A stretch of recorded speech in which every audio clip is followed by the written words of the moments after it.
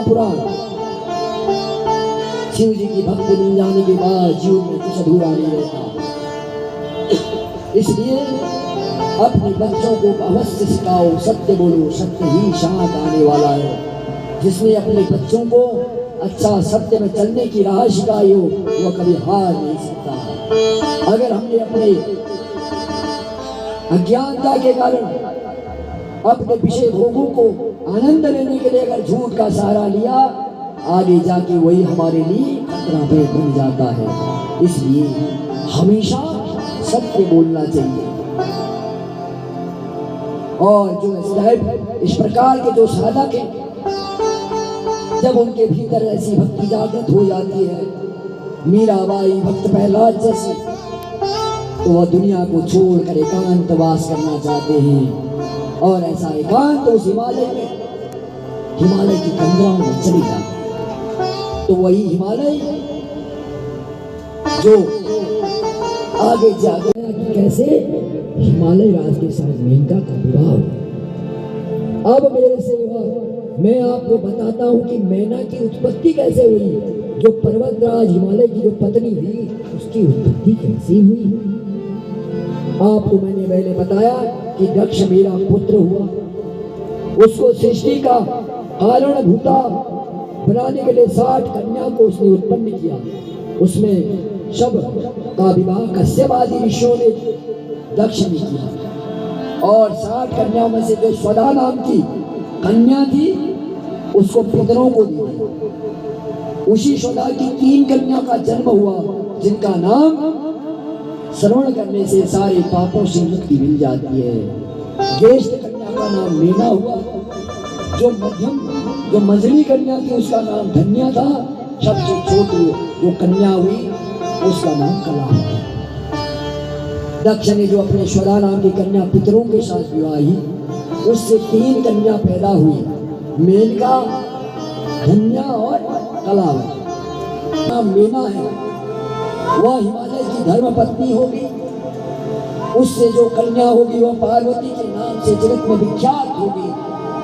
और जो दूसरी कन्या जिसका नाम धन्या है, वह योगिनी राज श्री जनक की पत्नी होगी। उसकी कन्या के रूप में महालक्ष्मी भगवती सीता अवतीर्ण होगी। इसी प्रकार जो तुम्हारी छोटी कन्या कलावती है, जो तुम्हारी बहन है, यह द्वापर के अंतिम भाग में वृषभानु की पत्नी होगी और उनकी प्रिय पुत्री राधा के नाम से विख्यात होगी। योगिनी मेनका पार्वती जी के वरदान से अपने पति के साथ उसी शरीर से कैलाश नामक पद को प्राप्त हो जाएगी। और निरंतर आंखों से आंसू की धारा बहने लगती है, तो समझ लो भक्ति आ गई है। अगर ऐसा नहीं होता तो समझ लो अभी भक्ति बहुत दूर है। जब कथा में बैठे तो अपना पूरा ध्यान कथा के ऊपर होना चाहिए। ये शरीर तुम्हारा काम आने वाला नहीं है, क्या करोगे इस शरीर का। अरे इसको कितना चमका लो, कितना ही इसको क्रीम पाउडर लगा के चमकाओ, एक दिन ऐसा जाएगा पूरा राख हो जाएगा। भीतर जो अपने हृदय है, जो आत्मा रूपी भगवान शिव विद्यमान है, उसको चमकाओ, वही काम आने वाला है। दूसरों की बुराई करना बंद करो, दूसरों की निंदा करना बंद करो, दूसरों के दोषों को देखना बंद करो, स्वदोष दर्शन करो मेरे अंदर क्या कमी है। जो दूसरों की कमी का बखान करता है वो कभी भक्त नहीं हो सकता। कितना ही बड़ा तप कर ले, कितना बड़ा साधना करे, कितनी ही पूजा करे, जिसको स्वदोष दर्शन करना नहीं आता वो कभी भक्त कहलाने योग्य नहीं है। महादेव की भक्ति उसी को मिलती है जो दूसरों के दोषों को देखना बंद कर दिया हो। इसलिए सभी देवता आपको प्रणाम करते हैं। उसी प्रकार आप शिव का भी मनोरथ पूर्ण शीघ्र पूर्ण करें मां। इस प्रकार देवताओं ने स्तुति करी। नील कमल के समान कांतिमय उन भगवती को देखकर मैना प्रसन्न हो गई। भगवती ने उस दिव्य रूप को देखते ही मैना का ज्ञान उमड़ गया, साक्षात दुर्गा समझकर स्तुति करने लगी। हे जगदम्बे, आपकी बड़ी कृपा है, आपकी बड़ी शोभा हो रही है मां।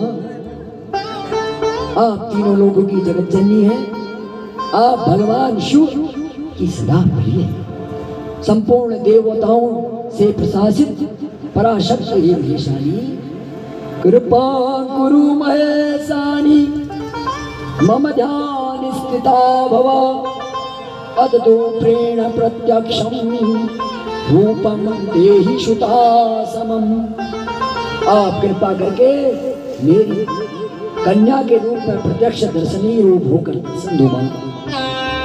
इस प्रकार हिमाचल की प्रिया मीना ने यह बात जब भगवान माँ जगदम्बा से कही, शिवा ने उस गिरी प्रिया को इस प्रकार उत्तर दिया है, मैंने तुमसे पूर्व काल में बहुत आपने मेरी सेवा की, मैं तुम्हारी भक्ति से अत्यंत प्रसन्न होकर तुम्हारे पास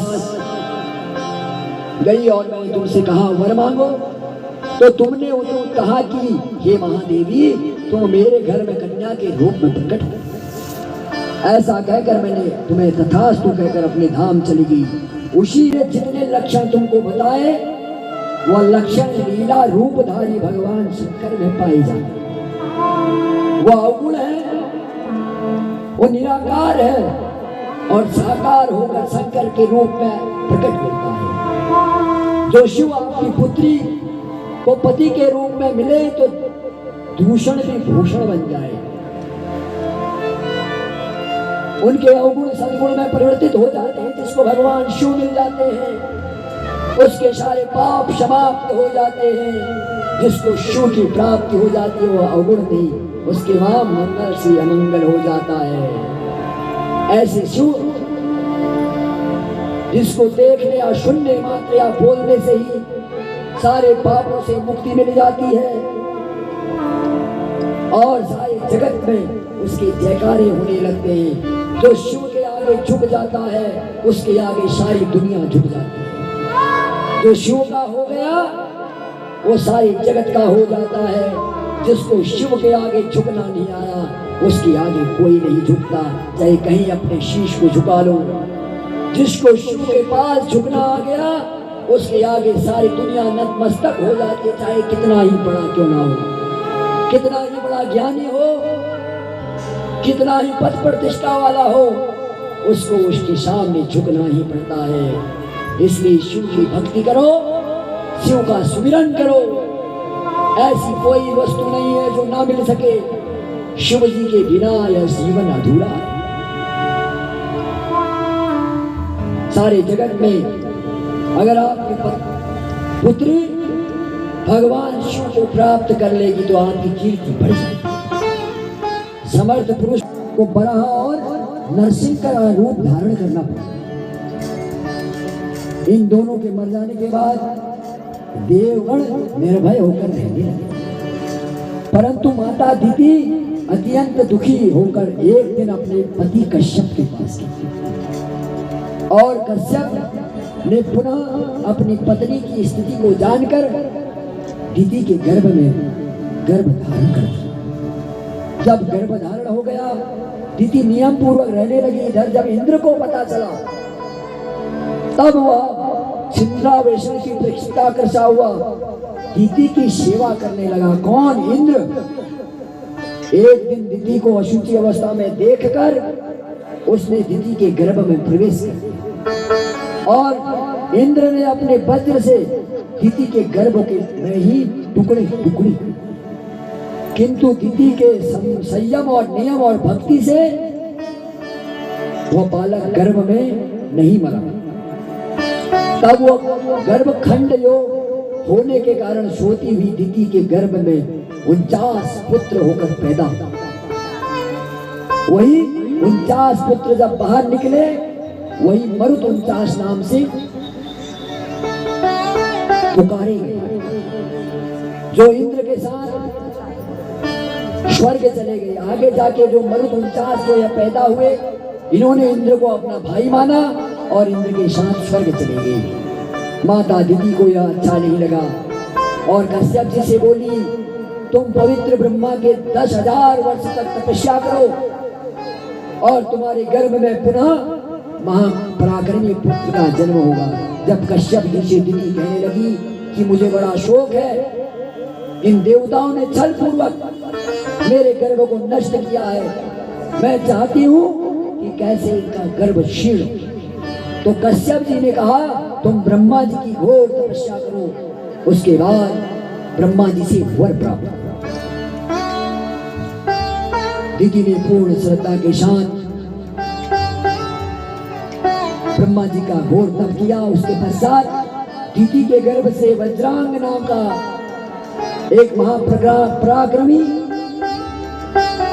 पुरुष पैदा हुआ। वह जन्म से ही प्रभावशाली और बलवान हुआ। उसने माता की आज्ञा पाकर इंद्र को पकड़कर दंडित किया। इस प्रकार इंद्र आदि देवताओं की दुर्दशा को देखकर माता दिति प्रसन्न भगवान के नाम का गुणगान करने लगी। भगवान से अधिक उनके नाम की शक्ति है। इस प्रकार दिति ने